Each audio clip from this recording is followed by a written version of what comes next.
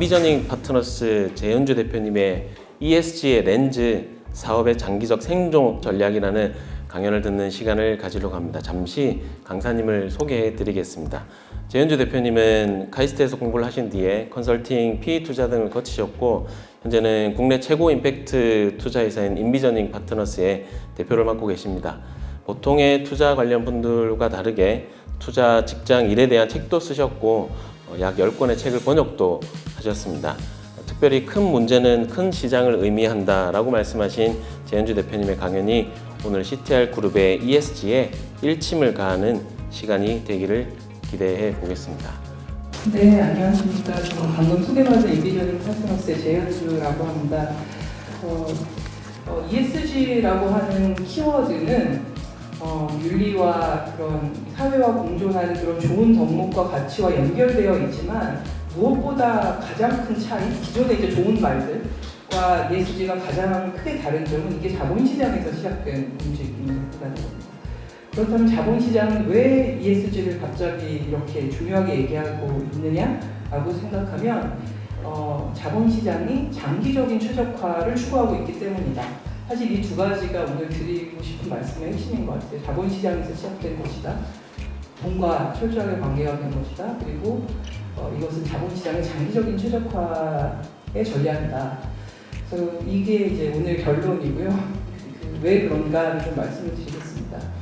보면 한 2019년, 18년 이때부터 늘어나기 시작해서 최근까지 굉장히 급격하게 성장하는 것을 보고 있죠. 이거는 사실 정말 그냥 투자자들을 대상으로 하는 표인데요. 이 말이 왜 이렇게 되느냐가 저는 이 말에 깔려 있다고 생각하는데요. 이 사람은 2018년 당시에 일본 후생연금의 최고 투자 책임자 미즈노 히로미치입니다. 일본 후생연금은 우리나라의 국민연금 같은 기관인데 전 세계에서 제일 큰 연기금입니다. 우리나라도 제일 큰 투자자는 국민연금이잖아요. 그래서 사실 자본시장이라는 것을 들여다보면 자본시장의 기저에서 가장 많은 돈을 움직이는 것은 다 세계 각국의 연기금들이거든요. 그래서 ESG라고 하는 게 뭐냐라고 하면 사실은 환경, 사회, 거버넌스인데 결국은 기업의 비재무적 요소를 총칭하는 것이고 그 비재무적 요소는 장기적 재무적 실적에 영향을 미치기 때문에 우리가 그 비재무적 요소를 봐야 한다. 이런 거죠. 그래서 그렇게 기업의 가치 평가를 보는 관점 자체가 초단기를 사실은 전제하기 때문에 그 전제와 결국은 ESG를 보는 본질은 굉장히 일치하고 이것은 근원적으로 되게 자본시장의 관점이다 라는 말씀을 드릴 수 있습니다.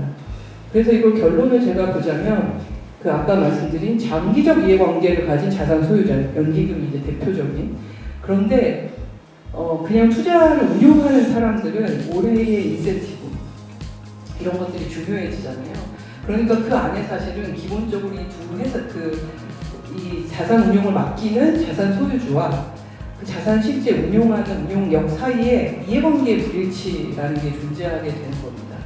그래서 이걸 그냥 맡겨두면 안 되고 자산 소유주 레벨에서 니네 ESG를 봐야 돼 라고 하는 KPI를 주어야만 그렇게 움직인다. 그래서 그것을 깨닫기 시작하는 거죠. 자산 소유주가. 그렇게 해서 자본시장에서 돈을 움직이는 운용력들이 그걸 고려하기 시작하면 당연히 자본시장에서 자금을 조달해야 되는 기업들도 그것에 따라서 움직이게 되고 그래서 결국은 오늘날과 같이 ESG가 굉장히 급부상하는 그런 흐름이 만들어졌다라고 이해하시면 좋을 것 같습니다. 등급의 상향 평준화가 일어나기 시작했거든요. 근데 그러고 나면 그 다음에 뭐가 올 것이냐 사실은 이런 질문이 있는 거죠. 근데 ESG가 이제 점점 더 말하자면 시장의 보편적인 기준이 돼서 모든 투자자가 그걸 하기 시작하면 어떤 투자 기관이 얼마나 ESG 투자를 잘 하느냐를 분별할 수가 없게 되잖아요. 등급이라고 하는 건 다 비슷비슷하니까요.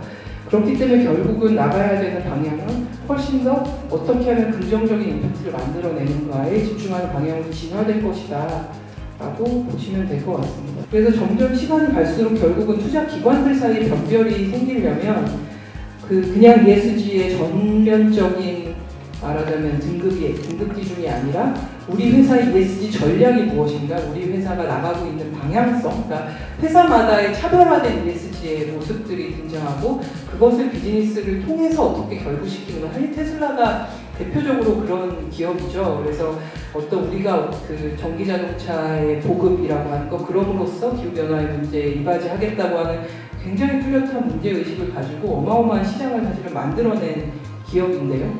그런 방식의 말하자면 가장 공격적인 형태의 ESG 경영까지가 가능해지는 것이고, 이제 모든 회사는 그 어딘가 스펙트럼 안에 놓여 있을 텐데 점점 이제 그런 방식이 그 특화된 사업의 경쟁력으로서의 ESG 전략을 가져가는 기업들이 더 선진적이고 발전된 ESG 투자자들의 선택을 받게 될 것이다. 이런 말씀을 드릴 수 있을 것 같습니다. 당연히 나쁜 것을 하지 않는 것은 기본이고, 그 다음에는 결국 우리의 사업이 실제로 ESG 관점에서 어떤 문제를 해결하고 있고 어떻게 성장해 나가는가를 정의하는 것. 그래서 환경에 일어나는 변화는 사회에 영향을 미치고, 사회에 일어나는 변화는 시장에 영향을 미치고, 거꾸로도 마찬가지고요. 그래서 저는 장기적으로 좋은 투자를 한다는 것은 이 연결을 인지함으로써 미리 대처하고 포착하는 것이다 라고 보는데요. 아마 이것은 장기적으로 좋은 경영 역시 그럴 것이라고 생각합니다. 큰 문제는 곧 큰 시장이다 라고 하는 그 믿음을 가지고 있습니다. 사실이라고 생각하고 저희 회사가 투자하는 전략 기본에 이제 그게 깔려 있는데요. 그래서 결국 기후변화라는 것이 사회, 시장, 환경의 연결성을 증폭해서 보여주는 거대한 문제고, 그렇기 때문에 어마어마한 시장을 만들어낼 것이다.